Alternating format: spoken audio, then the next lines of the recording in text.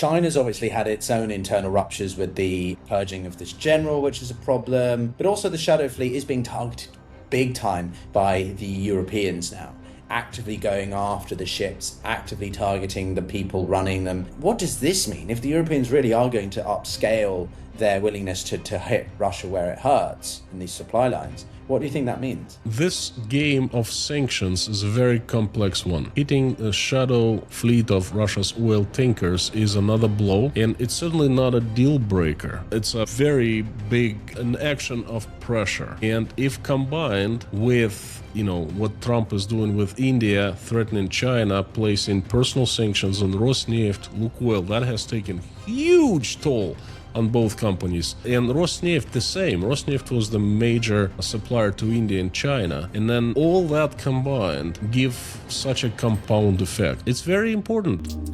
This is The Global Gambit.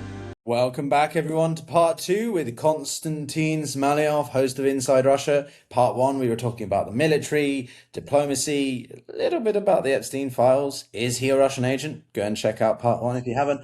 And in this part 2, we've got economics and 2 exciting announcements that I'm really milking at this point, but you should stick around to the end because they're quite entertaining. Konstantin, right, we're going to get into the economics, which is what we both enjoy chatting together with the most. It's pretty bad, isn't it? The Russian economy, I think Putin accepted yesterday or just earlier today, I saw a headline stating that Putin acknowledges that the economy is only set to grow by 1%. Is he just accepting the reality now, or is it even worse than that? Russian economy is not stagnant. It is in recession. Vladimir Putin sugarcoats a lot, and we should take any information that comes from him with a grain of salt, and especially economic information. There are numerous proofs of that, and Russian economy is not growing slowly. It is in recession. There are different industries that are in deep recession, in crisis mode, and there are quite a few of them.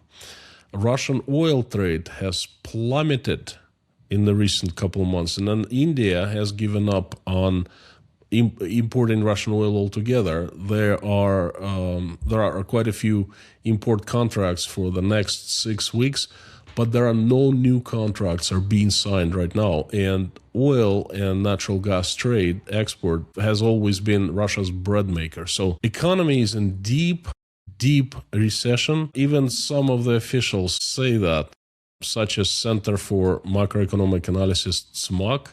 That's part of Russian government. Lots of officials, lots of businessmen, prominent businessmen in Russia accept that, admit that. So no 1%, I'm sorry. Even the official, I believe it's International Monetary Fund, World Bank, just downgraded prognosis for Russian economy growth, and that's less than 1%. Okay, that's near zero. So, well, Putin I don't said know where Putin, Putin I don't said, know where he gets his numbers from. well, his argument was, speaking from the horse's mouth or war criminal's mouth, this is lower than dynamics observed earlier. We are well aware in 23 and 24, growth was 4.1% and 4.3% respectively, he told the meeting. But we also, and I quote at this point, know that this slowdown was not simply expected. One could even say it was man-made. It was connected with targeted measures to reduce inflation. So Putin's argument there is that this slowed growth is deliberate, or it's a consequence of them trying to get the inflation under control, which is, of course, a consequence of the heightened spending that has been done on military outlets and obviously rallying up the economy and output. Is that obviously all complete nonsense? Pyotr, Putin has said that, not just this past time, but he said it many times, similar things. And his audience is certainly not economists. His audience is general population of Russia who are not very familiar with economic concepts. For any economist out there, the situation is crystal clear. Okay, and I'll try to explain it in a nutshell. Russia used to earn much more than it spent for 2 decades. So Russian government was very smart to have a little bit every year from that surplus and save it. So in 20 years, it accumulated a very large savings account. Okay. And Russia's main revenues came from oil and trade. And good years, the share of oil and trade revenues against everything else was 47%. Imagine that. Everything else, exports of raw materials, products, just the entire taxes, entire Russian budget consisted for 47% from earnings, Russian oil and natural gas. So that was the picture before the war. Now, Putin decided to invade Ukraine. Things changed. First of all, Russia immediately started spending more than it was earning. That was okay, because there's still savings account, okay? So Russian government started tapping into savings account. And it was very large. Despite half of it was frozen, still is frozen in Europe, it was huge. It was 300 billion euro. And in 2022, another phenomenon occurred. Russia was still exporting oil in big quantities, and the price of oil just skyrocketed. So Russia earned a lot just in that year and added to that savings account. But that ended on December 6, 2022, when Europe decided to place sanctions on Russian oil. Okay, so from that on, Russia started selling less oil, and natural gas, it just simply stopped selling to Europe. And the more and more pressure was applied to Russia, to the shadow oil tanker fleet that Russia has been operating, more and more sanctions, basically every single step that was made. Oil trade, the bread maker, less profitable. And this process has been going on for the past 2.5, 3 years. And lately, the sanctions have intensified and they became much stronger. So meanwhile, Russia was still earning less and less and spending more. So you got to cover that gap. How? From taking your savings account. And that was where the numbers were coming from. 4.6% GDP growth. Where did it come from? Well, obviously, and it's not a secret, it came from, in Russia, the economists, official Russian state economists call it the budget impulse. It means that Russian government withdrew money from savings account and flooded a military-industrial complex with that money. Say, hey, produce more. We're paying for it. We pay more salary, higher salaries. We pay to more people. We pay for more rockets, more tanks. And that started driving GDP.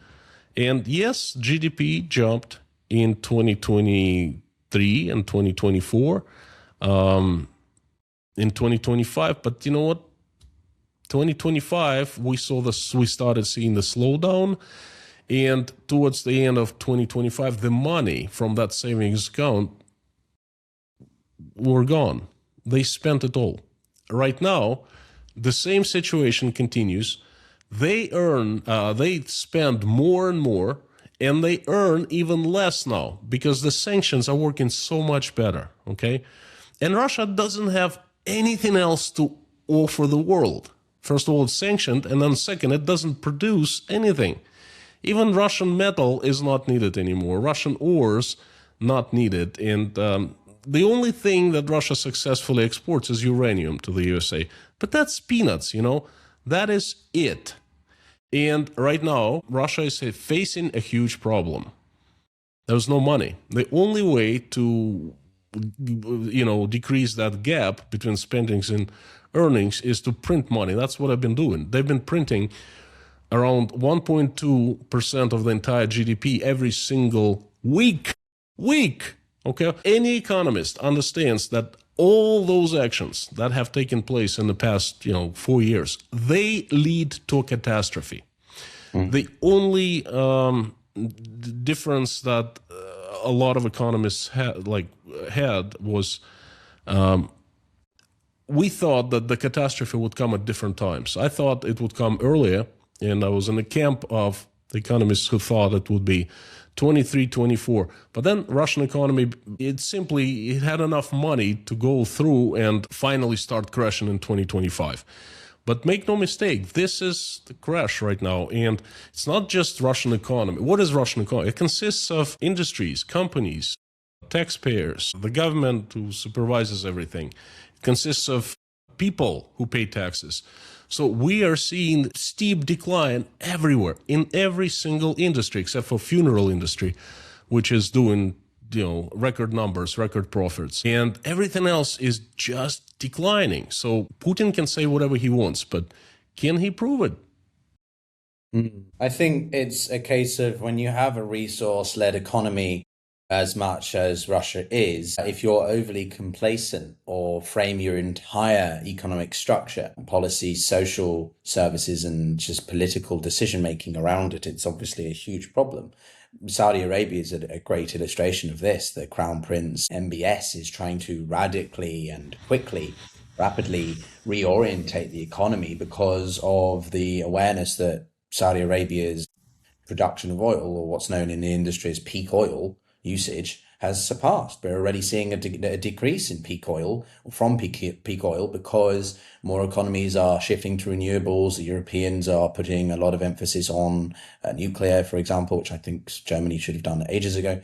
And so when it comes to Russia, certainly, this is a structural decline, which is not something that you can easily fix. And when you have government spending as high as it is, but as we say often, Konstantin, it's not just government expenditure on infrastructure. It's not supply side economics. It's demand led, and it's demand led in military production, which has no shelf life at all.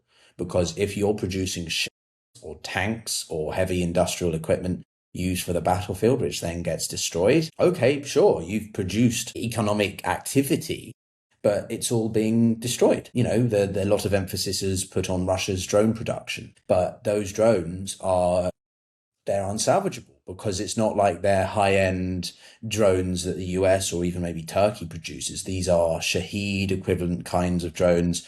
There was a statistic, I think, from 2 weeks ago. The Iranians have sold up to $3 billion worth of drones to the Russian state. But that's not money that they get. There's no continuation of that. It's a one-time sunk cost, right? If you do economics, you know what a sunk cost is. So we don't see any longevity to this. And ultimately, the economy has been sustained because the Russian public consumes a lot.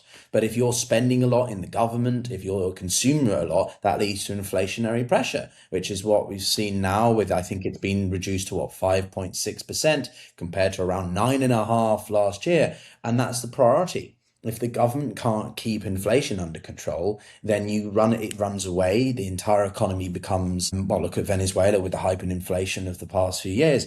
And the last point I'd say is also that there's no investment there's no aspect of investment here. So again, the long-standing growth that you could see doesn't exist. And ultimately, it leads to government debt going up. Look at the ratio of debt to GDP.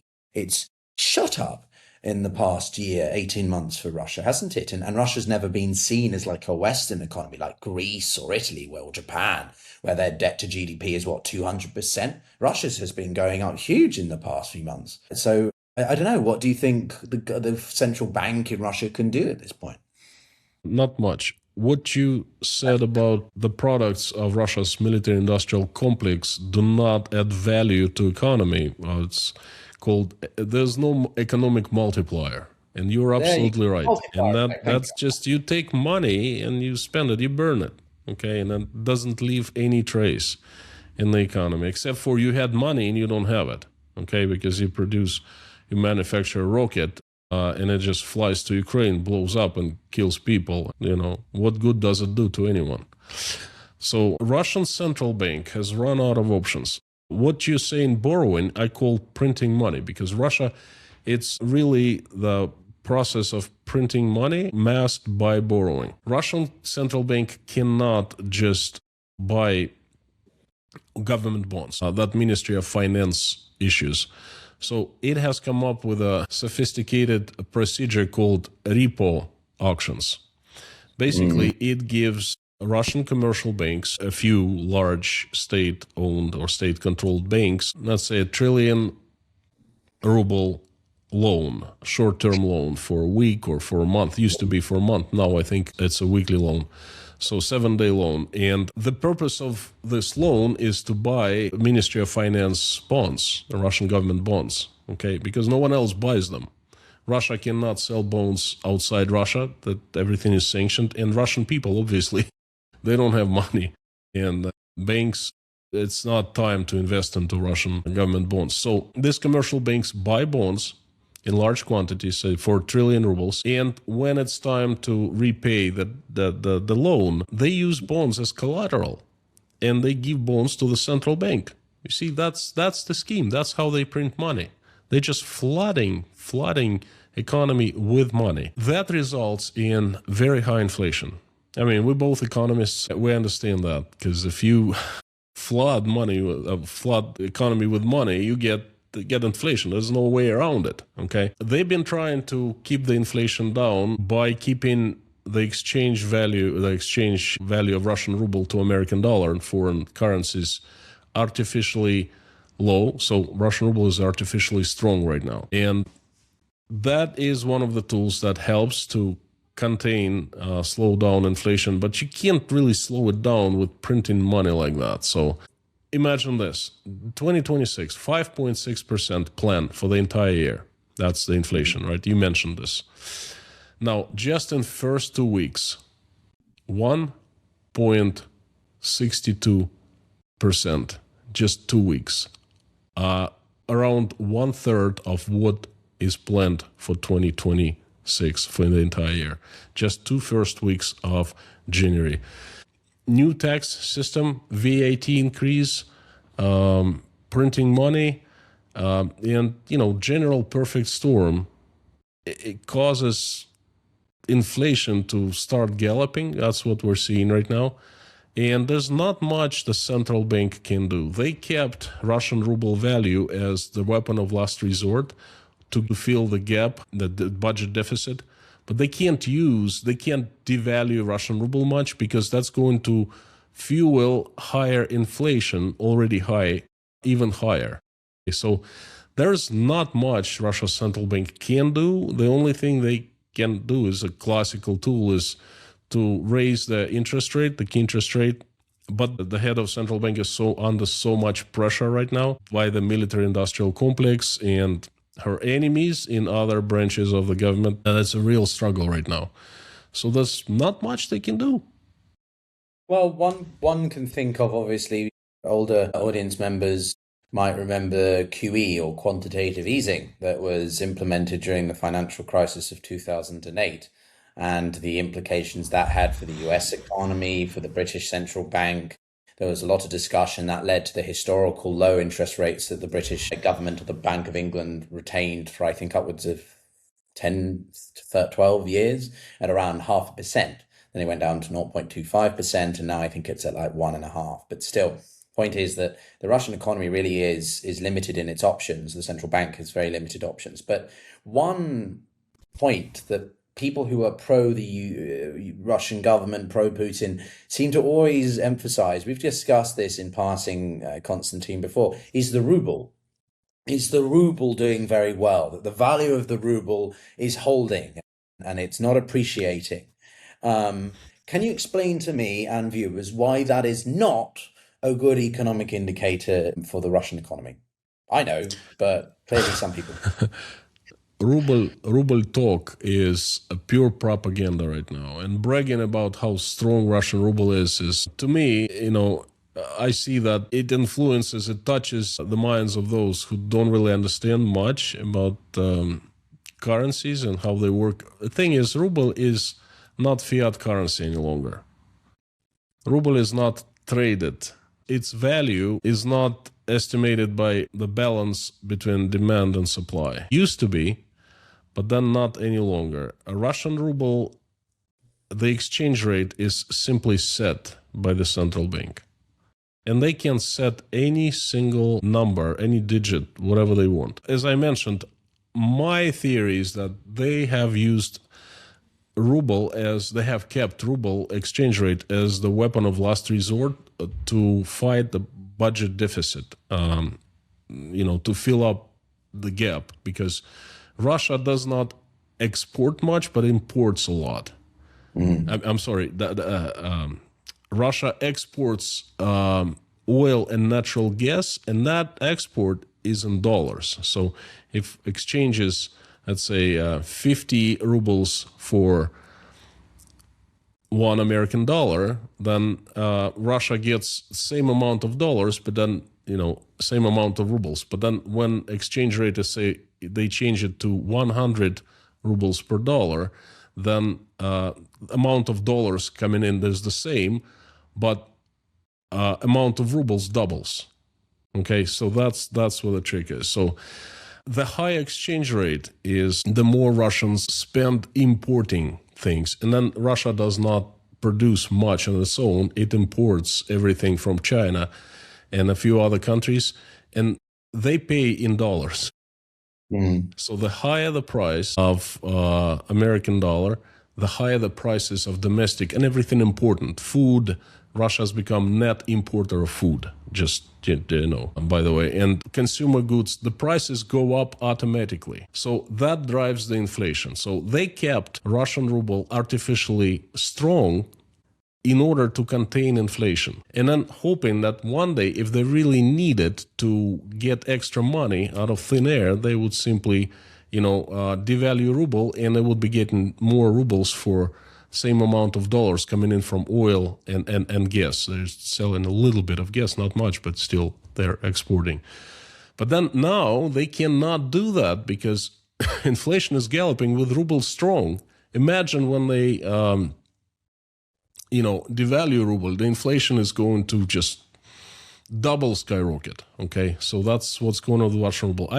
This is a completely artificial value that ruble has, and whoever is bragging that Russia is strong currency just doesn't really understand what this whole concept is all about. I'm thinking of Konstantin don't understand anything about anything. They are often accounts that have no face. They're not public. They spout all this crap, but it's all anonymous because they don't want people to realize who they actually are, which is probably a kid living in their mum's basement. But as always, history has shown us from other autocratic countries, former dictatorships, I'm thinking particularly Latin America, one of the basic economic tools you have to keep your economy going when it's in difficult times is to devalue the currency. But you can only do that to a certain extent. And certainly it's not something that would be very feasible or optimal for the Russian government to do. But aside from that, obviously, Konstantin, there's been a lot of news on trade. We can talk about the fiscal policy or the monetary policy. We've done a bit of both, but trade policy, of course. The United States and India have signed or have talked about this potential deal. Nothing has actually happened on that, and people can find a video on my channel where I broke that down into depth of why it's not what you think, which is simply that, on one agreement, Americans will reduce tariffs on India if they stop acquiring Russian energy. What's your assessment there? Well, first of all, this is a fact, and it's been reported, I think, by Financial Times that there are no new oil contracts being signed right now between Russia and Indian consumers. They still have 6 weeks to go to fulfill the existing orders, but then they're not buying new oil. If this becomes the reality that India stops buying Russian oil, and it looks that way at this point, then it's death sentence to Russian oil trade and Russian economy. Huge blow, because at this point, the latest numbers I have, India buys 500,000 barrels a day from Russia, and in July it was buying 2 million per day. So 75% off. And same goes for China. China was 1 point, I think, in July, and now it's down to 500,000 as well. It's already a huge, huge blow. And I think Russia will be selling oil in the future to India and to China using the shadow oil tanker fleet. Okay, but then we're talking about discounts of enormous scale. Right now, there are rumors, I cannot confirm them, but I've heard the numbers. Russian oil at Russian ports is being bought at $20 per barrel, which is it's definite. It's whatever the price, right? That's in the budget. They need at least $59 to somehow keep the deficit under control, the budget deficit, right? Right now, $25, that's the confirmed number, and I already heard $20. And that's what that agreement between America and India is doing to Russia's oil trade, okay? It's becoming non-profitable for Russia even to sell oil at this price, okay? The big question is what are they going to do? If this situation continues, then they might as well start closing down oil wells. Well, yeah, I would emphasize that this agreement hasn't been signed. One of the core points of my video is that the Trump administration, or Trump specifically, has, celebrated this almighty deal and agreement. Obviously, in New Delhi, nothing actually has been signed at all. It's all just words. So we need to wait for that to be signed. But certainly, if the Russians lose the India market, that's their second biggest. The last time I remember looking at the oil price level for Russian exports, it was around $34, $35 a barrel, which is still just above half of what the State Duma had planned, the 26, 27 budget, I think, for. So if you're saying that it could be at 20, that's the latest number I heard. And I want to emphasize, I'm not making a statement here, okay? And you're absolutely right. The deal hasn't been signed, but it was announced. They shook hands and there was an announcement. And there are reports coming in that Indians stopped signing new contracts. Oh, they did. No, but that's true. Both the Chinese, both Beijing and New Delhi have stopped. As soon as Trump threatened secondary sanctions late last year, there was an immediate cutback of consumption by both major players of the Russian energy. So certainly when Trump wants to leverage that punitive measure, whatever, that has an impact on them. But I did want to ask you one other question, lastly, about the shadow fleet more broadly, because China's obviously had its own internal ruptures with the purging of this general, which is a problem. But also the shadow fleet is being targeted big time by the Europeans now, actively going after the ships, actively targeting the people running them. What does this mean? If the Europeans really are going to upscale their willingness to hit Russia where it hurts in these supply lines, what do you think that means? This game of sanctions is a very complex one. Hitting a shadow fleet of Russia's oil tankers is another blow, and it's certainly not a deal breaker. But it's a very big blow, and it's a very big an action of pressure. And if combined with, what Trump is doing with India, threatening China, placing personal sanctions on Rosneft, Lukoil, that has taken huge toll on both companies. Lukoil lost West Kurna too, one of the most profitable oil fields in Iraq, okay? And then it's selling its entire foreign assets to Carlyle Group right now. They're negotiating. And that is a huge blow to Lukoil. And Rosneft, the same. Rosneft was the major supplier to India and China. And then all that combined give such a compound result. There's a compound effect. So it's very important. It's very important. And it shows that Europe is strong. Europe means business. Europe knows where to hit, where Russia's weak spot is. And if these hits continue, then Russian economy will not survive 2026. It will, okay, but it'll survive with catastrophic results. And I think that's where it's going right now. And there is no hope. Their only hope, and we're going back to our previous conversation, is the only hope is the negotiations. Peace negotiations. Oh, we'll sign this nuclear treaty with you again, but then you please lift off sanctions from this, Or we'll, continue to negotiate with Ukraine and we're much closer to peace agreement. But meanwhile, don't slap more sanctions on this and that, And this is what Russia is doing. That's the only hope it has right now, but there's not much. So I think it's nearing the disaster. Case of an ultimate collapse, but not an imminent one, is sort of the way that I've come to distinguish it. And I think ultimately Putin will continue to engage in these peace talks, partially from a false pretense, but also because he has to. Because if he can get some alleviation by having his economy reconnected with the American markets, that would be huge. And clearly Trump wants to do that as well. But all of this, of course, with Ukraine being stuck in the middle. But Konstantin, as always, it's been an absolute pleasure. And it's time to share these exciting announcements, which is, firstly, we're going to be doing more collaborations. Konstantin has kindly invited me onto his channel, so you get to see my face speaking more. How fun is that? I'm kidding. It's my English sarcasm. But no, we'll talk about things perhaps from a more global perspective. I think it'd be interesting to talk about the sort of US trade deal and Russia. But secondly, some of you were very keen to raise the idea of a merch store, merchandise, when we talked about pigeons.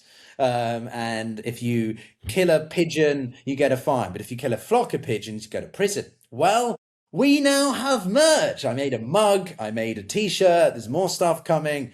But you can find a link in the description to the merch store if you want to buy a mug with a pigeon on it. There's absolutely no obligations or pressure, but enough of you expressed amusement and interest that I decided to do it. So we now have that. And of course, we will, enjoy it with you as well. I'll be sure to be sipping out of my pigeon mug when one arrives. But Konstantin, look forward to doing this again with you very soon. Thanks very much for your time as always. Same here. Thank you very much. Take care, everyone.